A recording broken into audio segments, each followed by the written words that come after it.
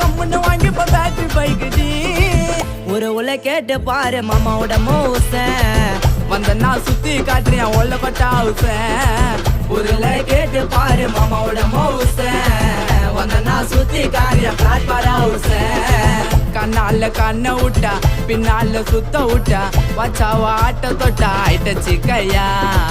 அற ஒரு கோயந்த புள்ள உன்னாண்ட வந்து ப்ரொப்போஸ் பண்ணா பார்த்து நீ இருக்க மாட்டேன் நான் மொக்கையா